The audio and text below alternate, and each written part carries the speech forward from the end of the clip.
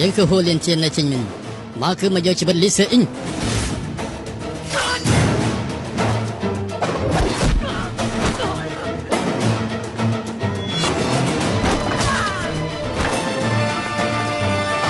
អ្នកណានឹង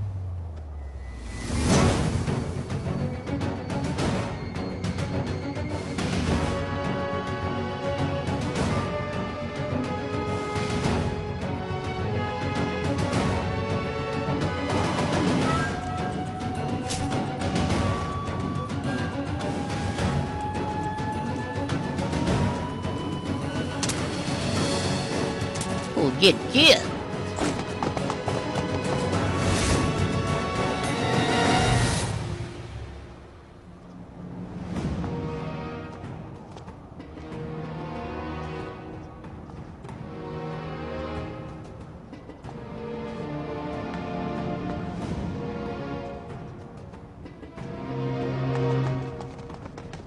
ឈប់សិន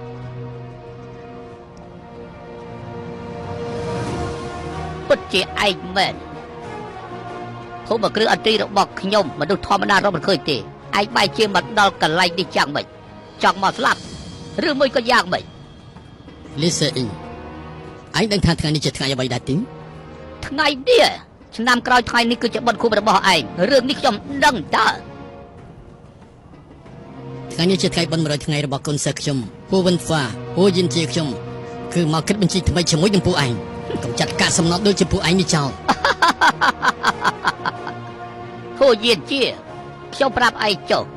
ពិភពគុណមិនដែលមានកាកសំណល់ទេមានតែអ្នកក្លាហានប៉ុណ្ណោះអ្នកខ្លាំងម្នាក់គឺជាខ្ញុំលីស៊ឺអ៊ីងនេះឯងលីស៊ឺអ៊ីង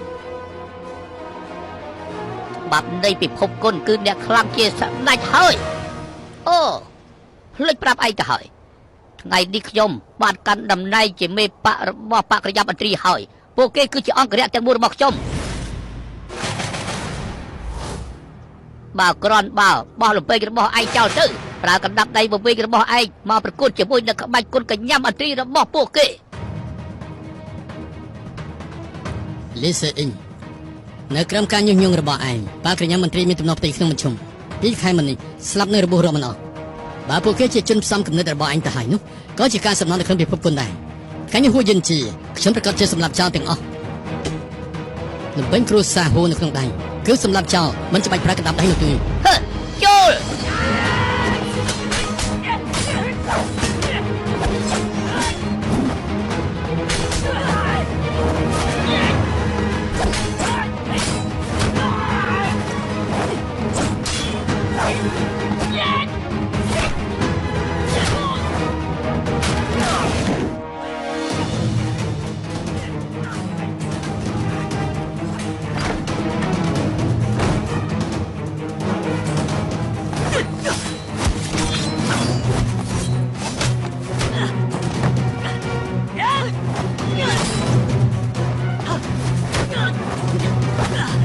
ស៊ីតាជើឯង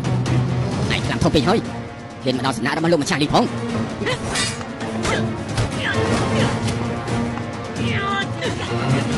ឯងឈួតហើយថាម៉េចទេឯងភ្លេចថាខ្លួនអ្នកណាជាអ្នកបង្រៀនឯងជំនួសលោកគ្រូទេឯងនឹងមានមុខមកនិយាយពីគ្រូទៀតលីចិនសឹងពួកឯងចាប់ឃាតករ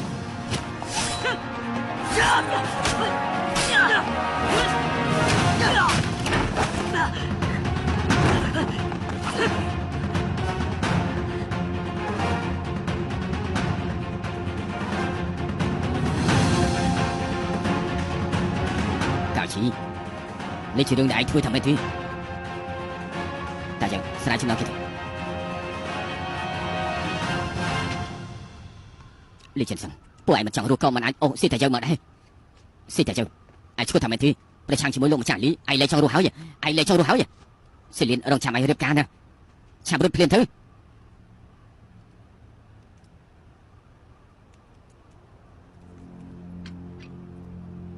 គឺខ្ញុំមកសងសឹកឲ្យអាប៉ាតែយើង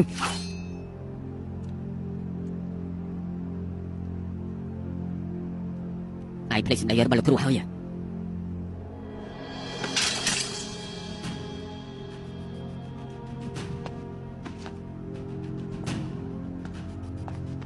ទៅចឹង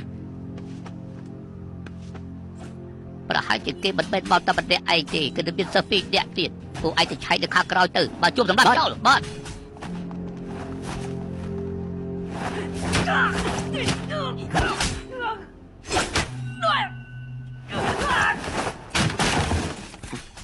ខ្ញុំគិតថាមិនចាំបាច់វាយបែបនេះទេដកភ្លើងបាញ់វាចោលតែម្ដងទៅ ហេ